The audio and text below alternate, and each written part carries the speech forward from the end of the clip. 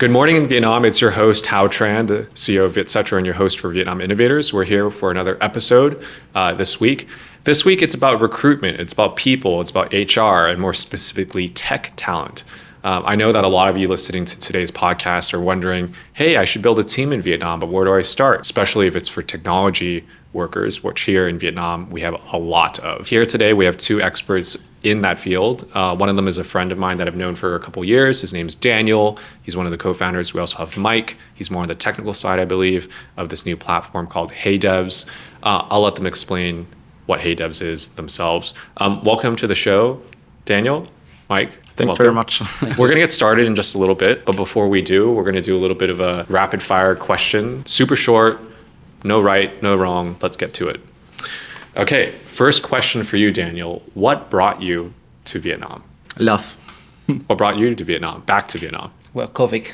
COVID, okay. What keeps you in Vietnam? Opportunities. Also opportunities and the potential which Vietnam as a country has in store. If you had to describe HeyDevs in one sentence, how would you do it? Currently, the most innovative solution which existing in APEC. Basically, we convert the traditional sourcing agency into a scalable platform. What are the changes HeyDevs aims to make in Vietnam? The changes which we gonna emphasize here is especially on two sides. One for clients, that they learning how to do more effective recruiting in the tech industry, but also giving benefits for especially for candidates. So for the techies here are feeling comfortable in the whole recruiting process as well. So giving back a very good candidate experience for them as well. Same question to you, Mike. What are the changes HeyDevs aims to make in Vietnam? HeyDevs not only providing, but also solving the desire and the pain points from both sides, the candidate side and the client side. On a Sunday at 10 a.m., where would you be and what would you be doing?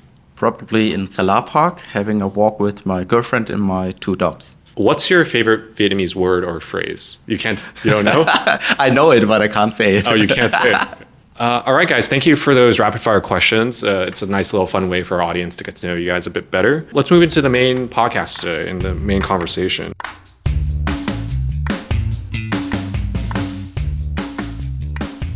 I'd love to hear a little bit about yourselves to start off. Daniel, I do know you, but I also don't. So by that, I mean, I'd like to know more about your background, but also about how you two met and started HeyDevs. So Daniel, I'll let you kick it off here. Short introduction about myself. As mentioned, I'm a German VQ.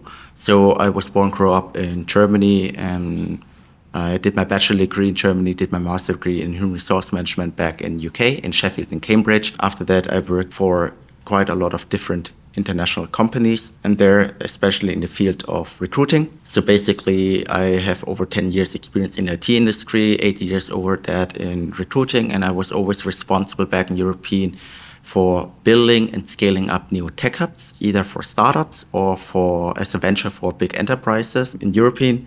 So for companies like Nike, Metro, Miele, Amazon.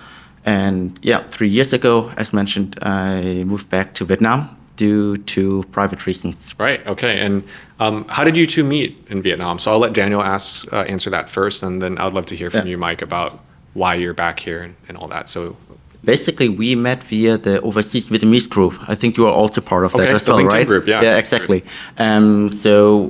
We were in the business chat, and Mike, he contacted me, and we just met. We met at his company's office. We just had a coffee chat, similar to that here right now. We were discovering different opportunities and our experience back on international level compared to Vietnam. And that's where we shared the same passion about the topic recruiting and hiring in general. And that's where we're saying, hey, let's combining our strength and our knowledge together and building something great. Okay. So Mike, offline, you were mentioning you're from Vietnam, but you spent about 10 years in the US. Yep. Maybe you can talk about what you did in the US and then what brought you to leave all of that you built in the US to come back to Vietnam. So I've been in the US over 11 years. Before that, I was in the grad school doing PhD in CS, computer science. Yeah. So after that, I moved up to the Bay Area, Silicon Valley, working for a few startups. Then I came back working at Google. So during my grad school, I did intern at Google. After 5 years working at Google, and I left and I joined co-founding a layer 1 blockchain called Harmony One. And then I left and joined working with Andy Rubin, who is famously called the father of Android OS. Right, yeah. COVID happened, came back here, and I started a co-light lab focusing on building Web3 products. Yeah.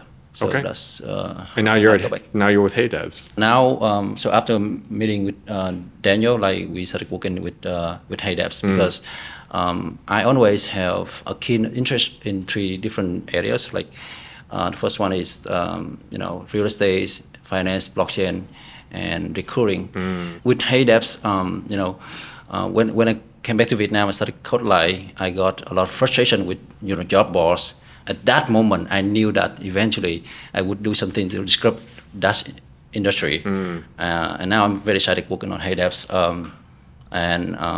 It's pretty simple technically, but very innovative and scalable. Yeah. Why did HeyDevs choose Vietnam as its base? I mean, Daniel, you've been tasked by big global companies like Metro and Amazon to build technology teams everywhere around the world. Why do you see the company building its team here first in Vietnam? What are the opportunities that you got from that? Basically, as mentioned, when I arrived back here 3 years in Vietnam, what I realized, especially in the recruiting industry or in the market here in Vietnam, is that in Vietnam, the market just getting changed from a so-called employer market to a candidate market. I think I need to explain it a little bit better. Candidate market means in these terms that there are so many different open vacancies, but a shortage of available qualified candidates. So this means there is a war of talents or war for talents going on right now. This is just getting started here in Vietnam. With saying that, basically HR or / companies, this is completely new environment or new situation for them, and they are not used to this new environment and don't know yet how to solve this problem. And with the experience which I'm having back in European, of course, because what Vietnam is facing or the companies are facing here right now directly is what we faced 10, 15 years ago back in European and in US already. So that's why Mike and we want to help the companies here in Vietnam, of course, to win this war of talent and also for Vietnamese companies or Vietnam in general to compete on international level. In combination, of course, additionally, because we both are Vietkius, so we having Vietnamese blood and Vietnamese roots as well. And that's why we are also emotionally bounded to the country. That's why we choose Vietnam as our base. Great. I mean, you guys are coming at it from 2 different perspectives too. You, Mike, have been from the more entrepreneurial sense historically. You've started companies, but worked as an engineer at companies as well. You've seen how difficult it is to get coworkers together on your teams, for instance. And on your side, Daniel, about the recruiting side, it's always a challenge. Finding people is one thing, but putting them in the right places is another thing. And I think approaching it from 2 different perspectives into one company, it'll be interesting to see how the results of that is over the coming years. Let's talk about the tech recruiting side, what those key challenges and areas that require attention exactly. Mike, I'll move it over to you first because you mentioned that you've worked with all these job listing platforms. You haven't been happy with any of them. You've seen some of the problems that they're not addressing. What are those problems exactly that you've identified and how HeyDevs might be solving them, or you hope to be solving them? So in my opinion, right now, the most effective way of hiring is the active sourcing.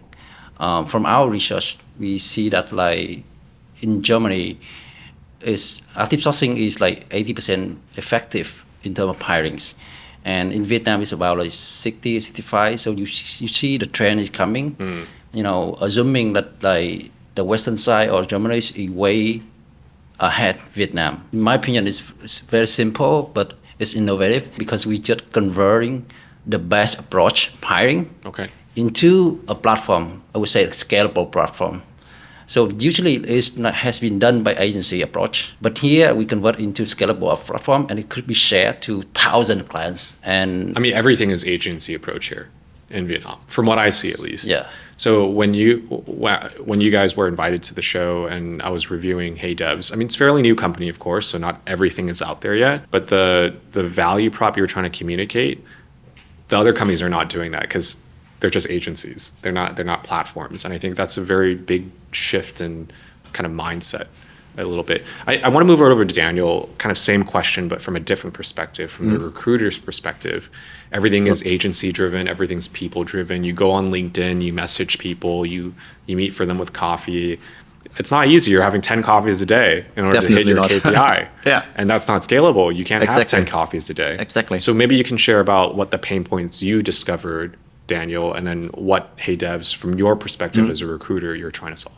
Yeah, exactly what you were mentioning, right? So for going on LinkedIn, approaching people and meeting them for coffee, normally in Vietnam, these are tasks which right now the role of a HR manager or HR executive is doing. But of course, you need to understand that HR has so many different pillars and tasks in general. And right now, HR in Vietnam, they are also taking over the task of recruiting. However, the topic recruiting itself is so complex that due to the nature of time and resource, of course, a normal HR person cannot fulfill the task of recruiting really appropriately to filling up open positions, especially when it comes to tech positions, right? So one key challenges which I'm seeing here is, of course, time and knowledge in that role. The second thing is as well, when we're talking about tech recruiting, the IT landscape, it's changing so fast on daily, weekly, monthly basis. Even developer techies, they cannot keeping up with all the new trends as well, especially not a normal recruiter because they didn't study it. Sure. They are doing recruiting, right? So they cannot keeping up with the new technologies, understanding it appropriately as well. So what they definitely need is either more time that they can understanding the newest technology as well, or they need appropriate tools, technology solution, digital solutions, which helps them in their daily activities in recruiting as well. Another key factor, a key problem in recruiting in general is right now more on, let's say, business side.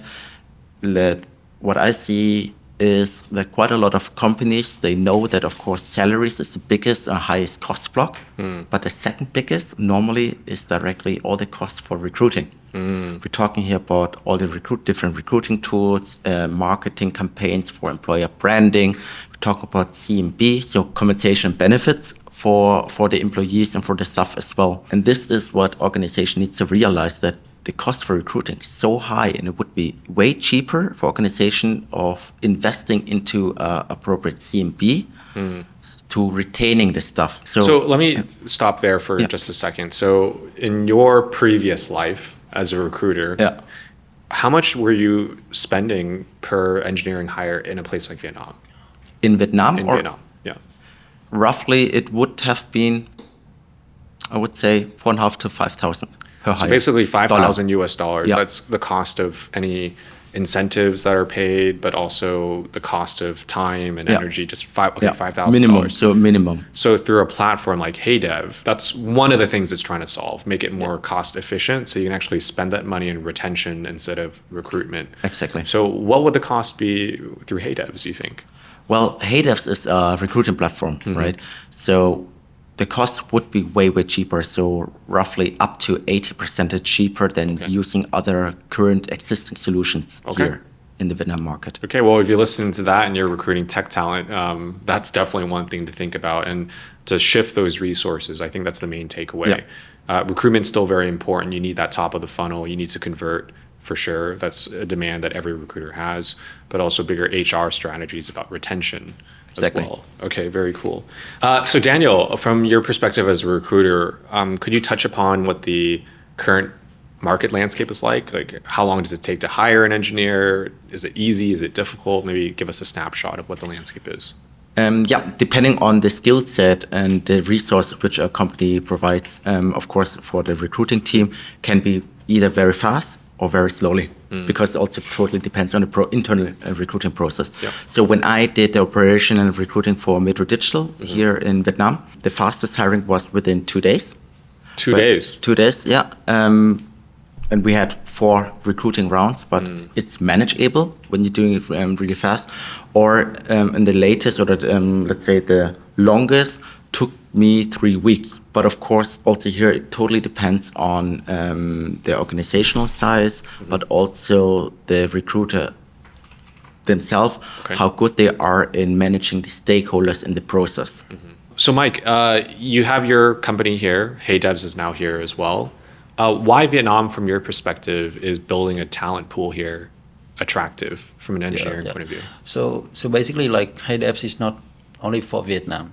So when I want to do something, I want to do something like global. And I think it makes a lot of sense for us to start with Vietnam in a park first. We want to build out the whole software, the whole sales and operation team, and figure out the right recipe, and then we can replicate that to multiple countries like Thailand, Singapore later. And why we started with Vietnam first. Talking about the candidate's point of view, so Mike, you've probably been companies have tried to hire you, not you just hiring people, right? So I think from a candidate's point of view, how does HeyDevs work? How do you see the customer experience working, and what benefits does it offer compared to the other platforms? Maybe you can touch upon that. Yeah, sure. So before I answer that, so I would say HeyDevs not only provide the value, but also give the benefits from both sides, the candidate side and the company side. How does the app work for the candidate side? So basically, the candidates can just go to the website on a mobile app, create a profile, and they could turn on open to work. So after that, they would have different events. They would wait for the opportunity from the companies. They would receive the notification in mobile or email from the web app, and they would receive advice from the company. They would see some other numbers like which company or how many companies look at their profiles, something like that. So ideally, I would think like for the candidates, even if they are passive candidates, we are the best place for them to join and turn on open to work, because they're not going to go to the job board or the job board. And in our platform, we keep their privacy, so no one know that they open to a new opportunity. For active candidates, so they would go to another job board, but like we would be the first place for them to go and turn on open to work. So with that, we are actually tapping like 80% of the candidates. So as I mentioned before, our clients will love products by design. So basically, we reduce the time of hiring. So instead of like posting in multiple job boards, waiting for a CV and then screening, but how to build really high quality pool of open to work candidates. The definition of like high quality is like at least 95% of the candidates in our site is truly open to work. And to do that, we do it like in 3 ways. The first one is because in the beginning we don't have the brand awareness yet, so we have to have the IT success team working to acquire the new candidates or keep in touch with the existing candidates and tell them if they are really open to work. In theory, like they could be like in the 80% of the pool, like passive and active. So the high chance we could convince them. The second channel is because we have to build really good branding in terms of like passive job seeking. So because we are the first scalable sourcing platform, so our marketing team is going to introduce a new term like passive job seeking. In Vietnamese, called like tìm việc thụ động, and it's really important. So if we do it good enough, we actually don't need the IT success team. Like either they are passive or active, they would go to our platform, and we provide a lot of values. Like we have the technical hub, and importantly, like we keep their privacy. We also introduce like something like unbiased hiring. We keep their genders, their ages. So that's how it works for the candidate size.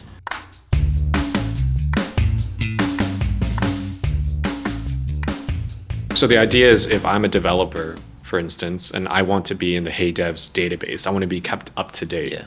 I'm being actively sent opportunities based on my requirements or interests, even if I'm not looking for a job. Expectations exactly. as well. So basically, we ideally by design, we should be the best place for them to go there and express their desire. Okay. And we keep their privacy. So their employers or their friends don't know that they looking for a new one or they open. I guess this is always a challenge of recruitment. It's like for me, not even developers. Let's say I'm hiring for a new position at Vietcetera.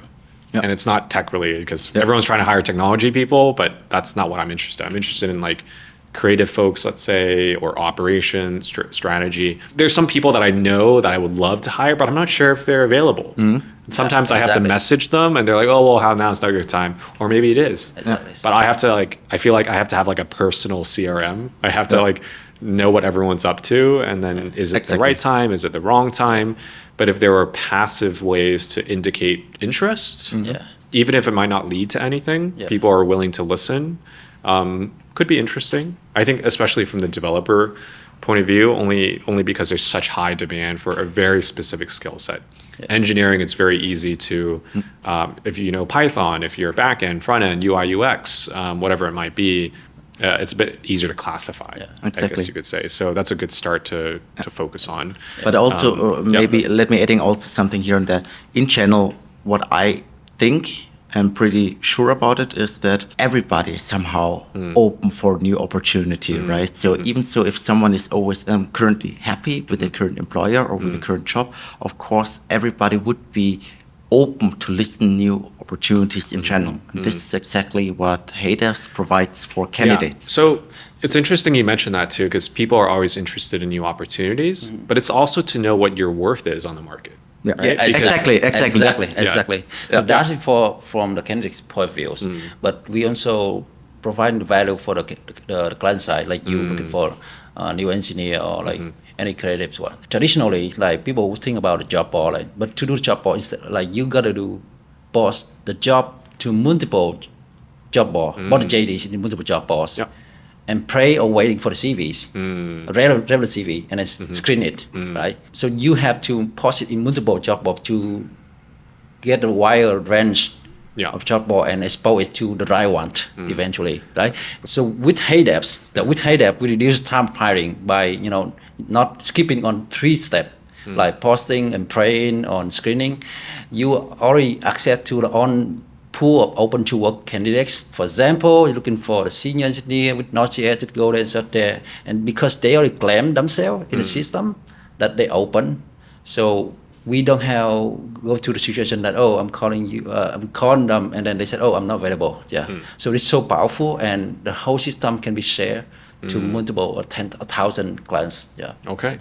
Very good. Yeah, I think distribution is one thing, making sure your job listing is everywhere, hoping somebody applies, but it's also the quality of the database. That's the thing. And if the quality is not there and you're just hoping for mass numbers, you can get 1,000 applications, but you have to review 1,000 to get one. Exactly. What if you can just review 10 and you get one? Exactly. And we work on that. Okay, very good. Yeah, I think that's that's not even just a technology solution and innovation, but it's also a mindset thing. Because I feel like in Vietnam, especially where everybody's trying to hire a developer, going back to what we were discussing earlier as well, knowing what you're worth. I think a lot of people don't know sometimes. And there's a bigger conversation about like salary transparencies, compensation transparency. A lot of people just don't know. And sometimes if you're in a database, you can keep up to date. Maybe you don't need to change jobs, right? Maybe you need to say that staying at the same one's better. This is also the benefit which we want to give to the candidates who registrating on our platform. So one of the USPs is, of course, know your worth. This is also one tagline which we're having on our landing page. So they can basically do window shopping, right? So even if they're not really looking for a new job, but they want to know at least what would other companies willing to pay for someone with their expertise just based on their profile?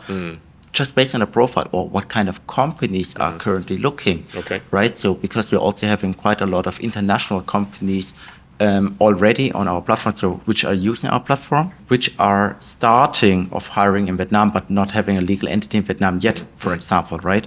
So being registered as a candidate on our platform helps them, not to limiting their opportunities in general, but even getting a wider range of different opportunities from other companies as well. Daniel, I have a follow-up question for you. Yeah, sure. I'm a client, so Okay. I'm doing a hypothetical situation right Yeah. now. You have approached me as well. I'm not hiring engineers, so I'm not Okay. the best target for you. So Daniel, you're coming from the commercial and operations side, and you yourself have been a recruiter. Maybe you can touch upon the advantages and some things that potential clients should know about why using HeyDev could lead to cost savings, more efficient hiring, if you can tap on that. Yeah, sure. Thanks very much. Very good question. Basically, what we want to offer with HeyDevs are high qualitative profiles with a very reasonable price. That's why we also having not only flexible pricing options, but also different packages. So depending on the organizational requirements in hiring. As mentioned with that, hopefully they can saving up to 80% of their costs in recruiting, and how we facilitating it in the hiring process. So our system is designed that clients, they can very easily just creating a JD or even uploading a JD, and it gets automatically parsing.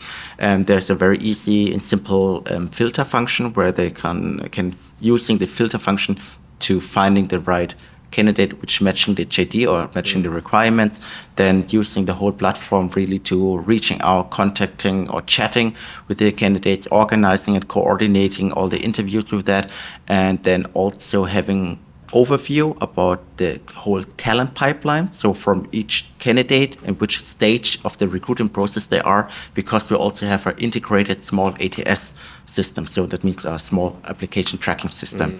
So in the future, of course, we want to be all-in-one solution for everything, but we having everything in the backlog right now and working really intensively of improving with, our platform with new features in that. So let me go back to what Mike was saying, that idea of active Yeah. and passive applicants. I think that's a very good definition. I've never heard of that actually, but it makes a lot of sense because people might be interested. They're not actively going to LinkedIn.com every day, maybe once a week at most, and for different reasons, for content, not for job listings. But if there's a platform that can help deliver curated, useful content in a way, then people will listen. So very good. That's interesting. I want to move to the next question here, which is milestones and what you guys have achieved to date. I know you're a fairly new company. How long has it been, by the way? We started 3 months ago. Oh, 3 months ago. Okay, Yeah. very new. Yeah, Okay. very By the new. time this podcast comes out, maybe 3.5 months. I'd like to hear what those milestones have been achieved at the moment and what those next 12 months could look like as you expand outside of Vietnam too. So I'll have Mike kind of take that first question. I think like we had really aggressive timeline. I think like even we met like 3 months ago.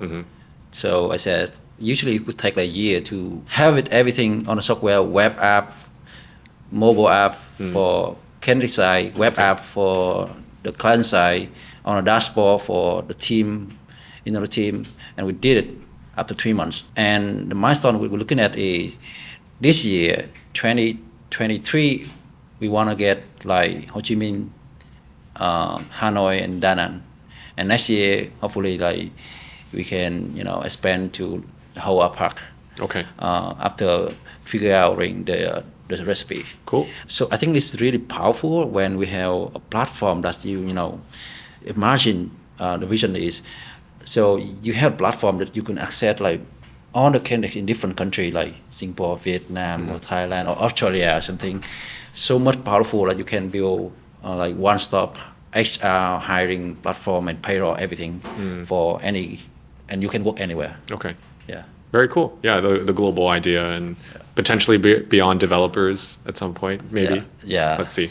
Daniel, you're more the commercial side, the operation side, it sounds like. How do you see that happening? Mike just mentioned we really want to own Vietnam, Da Nang, Ho Chi Minh City, Hanoi. What is in your mind when Mike mentions that? Operationally and execution-wise, how do you see that happening in terms of milestones?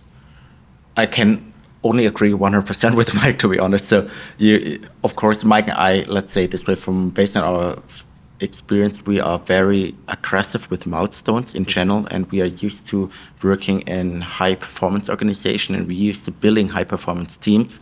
So that's why our milestones are very ambitious.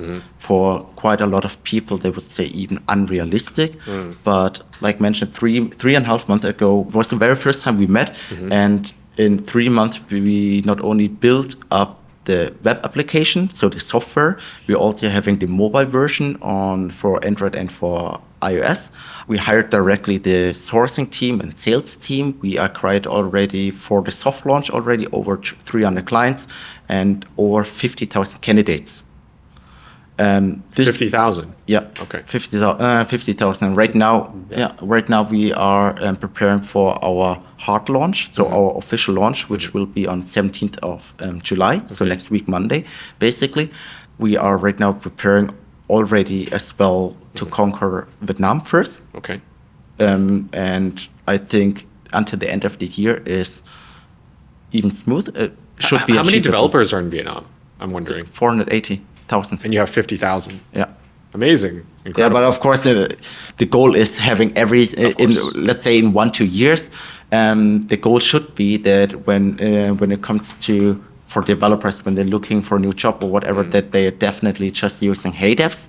So because for them, it's the easiest way of getting a new job or a new opportunity. Or up to date, basically. Exactly. Okay. Very Right. cool. Mike, this is the last question for you. Then I have a general fun one for Yeah. you guys to answer at the end as well. Is there any concluding message or exciting aspect that you'd like to emphasize about the product of HeyDevs that either a developer, you yourself are a developer, you hope to use this yourself, but also companies should take away from today's show? So I would say I want to emphasize again, we did it, but if I emphasize again, I think from the client side, it's much more effective and cost effective for them, because by paying that subscription, they actually already acquired the whole team sale working for them every single day, the whole team sale, and they virtually have the whole marketing team doing on branding and also the team building on values for the candidates, so that we can build up the high quality pool of candidates. So what I'm saying, the high quality, because we need to have at least 95% of pool candidates truly open to work. And to do that, we have to reset on the open to work candidates 30 days ago to a new mode, non-open to work. And they have to turn it on again by 3 channels. Like we have marketing team and the sales team and the value that we have in the platform. Guys, thank you for sharing all those insights about recruitment, about HR, about developers. If you're looking to build a team of developers, either you're a company here in Vietnam or overseas, build a team in Vietnam first, reach out to these guys, HeyDevs. You guys obviously know a lot about this stuff, but there are a few things that you don't. So my last question that I always like to ask my guests on the show is, what kind of topics and industries would you two like to know more about that makes your jobs a bit easier? Perhaps you're just curious about. So for instance, my guest the other week, I asked her the same question, and she mentioned that she really wants to know more about sustainability. She feels like this industry, she doesn't know anything about it, but maybe she'll sound a little bit smarter at the next cocktail party if she knew something about this. So first question is over to Daniel, and then Mike, same question to you.